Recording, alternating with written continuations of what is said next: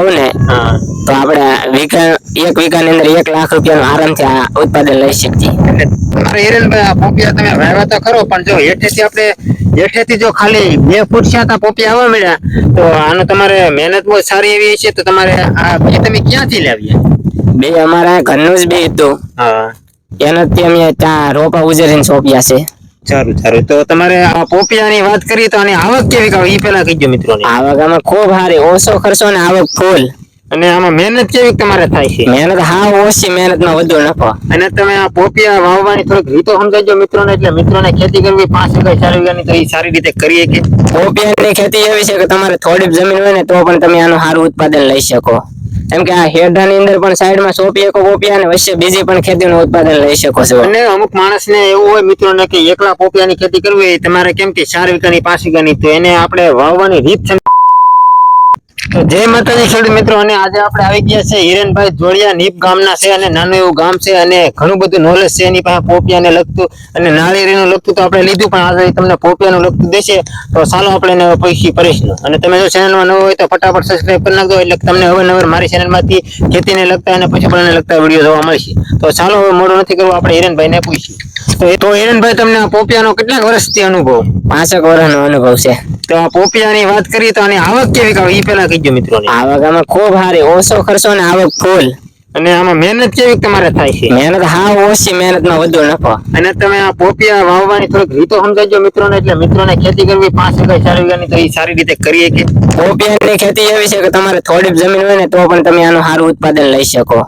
એમ કે આ હેઠાની અંદર પણ સાઈડમાં સોંપી શકો પોપિયા, અને વચ્ચે બીજી પણ ખેતીનું ઉત્પાદન લઈ શકો છો. અને અમુક માણસને એવું હોય મિત્રોને કે એકલા પોપિયાની ખેતી કરવી હોય, તમારે કેમ કે 4 વીઘાની 5 વીઘાની, તો એને આપણે વાવવાની રીત સમજાવજો કે એટલા ફૂટે પોપિયો વાવી તો સારું એવું ઉત્પાદન મળે અને આપણને સારા એવા પૈસા મળે. તો એ વિશે તમે થોડીક મિત્રોને માહિતી આપીજો. આપણે લાગટ પોપિયાની ખેતી કરવી તો લાગઠે કરીએ છીએ. તો આપણે 5 ફૂટ અને 5 ફૂટ હાર કરી નાખવાની.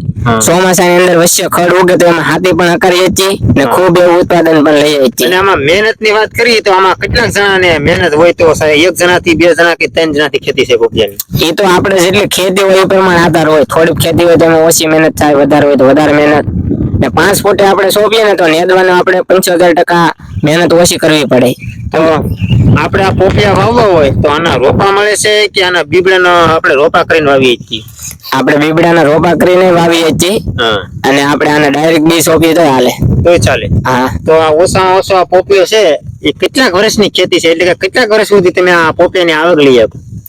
એ તો આપણે જેવી હાસવણ સારી હોય તો 2 થી 3 વર્ષ સુધી પણ આપણે એનું સારું ઉત્પાદન લઈ શકીએ. અને મિનિમમ આપણે હાસવણ હોય તો કેટલાક વર્ષ છે એની આવક આવે? નોર્મલ 1 થી 2 વર્ષ સુધી તો નોર્મલ રહી જ તે. ને એક પોપિયા આપણે ગણી તો કેટલા કિલોની આવક હશે વર્ષની માઇલમાં? એ તો આપણે 15 મણ એવી રીતે.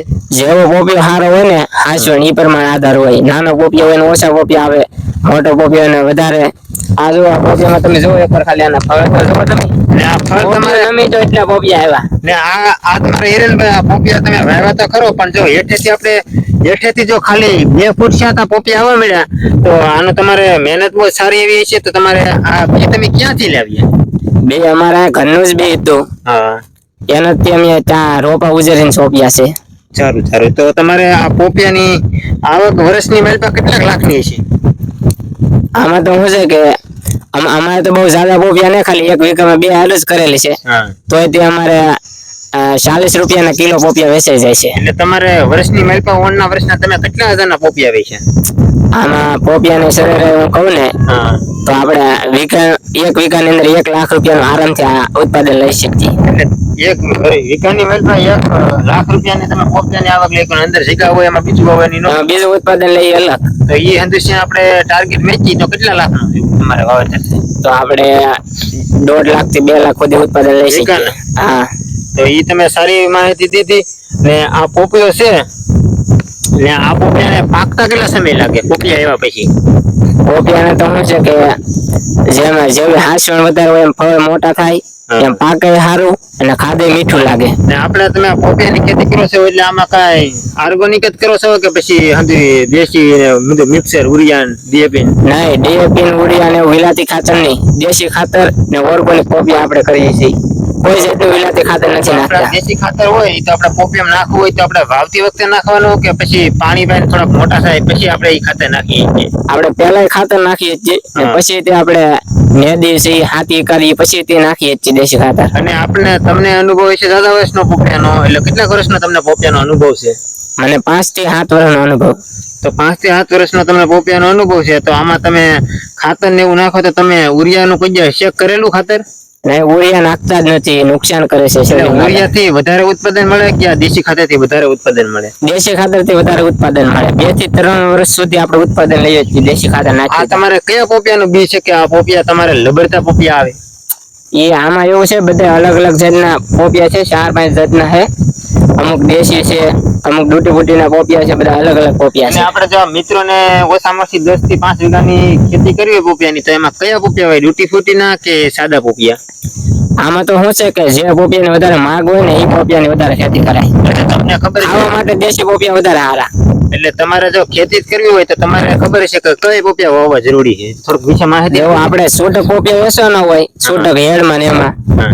તો આપણે દેશી પોપિયા વધારે સારા. હા, ને અને ડૂટી ફૂટીમાં માટે આપણે વેચવા હોય તો આપણે ડૂટી ફૂટીના પોપિયા કરી નાખવાના. તો એ પોપિયા આપણે વેચવા હોય તો એની રીતે અહીંયા આવીને ઉતારી જાય કે આપણે એને વેચવા જવાના કે એની રીતે આવીને એના માણસો ગાડી ભરીને વ્યા જાય? આપણે ઉધડા આપીએ તો એના હાથે ઈજારો કેમ આપીએ ઝાડવાનો, હા. એવી રીતે ઈજારો આપીએ તે એના માણસો આવીને એના હાથે ઉતારી લઈને વ્યા જાય. એટલે આપણે અહીંયા હાથે તોડીને આપણે યારમાં મેકલાય તો એમ મેકલાઈએ જ છીએ. ને આપણે આ રોપા છે એની રોપા આપણે જો કે આપણે પોપિયાની ખેતી કરવી છે તો આપણે રોપો વાવવો હોય તો એના બી વાવ્યા હોય તો એ કેટલાક દિવસે રોપો બની જાય આપણે બીજે જગ્યાએ વાવ્યા છીએ? ઈ તો આપણે નાના રોપા સોંપવા હોય તોય સોંપીએ છીએ, મોટા રોપા સોંપવા હોય તોય સોંપીએ છીએ. તો આપણે આની ખેતી કરવી હોય તો આ ક્યારે ટાઈમે ખેતી કરાય? આમાં સૌથી વધારે પોપિયાની ખેતી કરવી હોય ને તો ચોમાસામાં સારું. ચોમાસામાં વરસાદ આવતો હોય ને પોપિયાનો વિકાસ સારો થાય. અને આ પોપિયા છે એ જાડા કેવા થતા?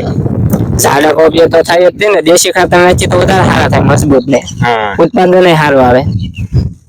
આ જો એટલે પોપિયો છે ખાલી હજી. આ જો 2 ફૂટે પૂરી જગ્યા નહીં હોય નીચે તો કેટલા પોપિયા આવ્યા છે. તમારે આ પોપિયો કેટલાક વર્ષનો હોય છે? આ પોપિયાને હજી પૂરું 1 વર્ષ નથી છે પૂરું. તો તમારે આ પોપિયા આવવાની શરૂઆત કેટલા મહિનામાં થઈ ગઈ? આ 6 મહિનાનો પોપિયો હતો ને તે જના પોપિયા આવવા મળ્યા ને. તો મિત્રો જો આ પોપિયાને 6 મહિનાનો છો તો એટલા પોપિયા આવવા મળ્યા. તો જો વર્ષનો મેલપા થશે ને તો આ પોપિયો આખો નવ્યો છે ને એના એટલા પોપિયા આવ્યા. તો આપણે ગણીએ તો તમને અનુભવ વધારે હશે. તો હિરેનભાઈ આપણા પોપિયા છે એને આપણે એક પોપિયા કેટલા કિલોની આવક આવતી છે? ફાલ આમાં આવે કે 12 માસ પોપિયા આવે?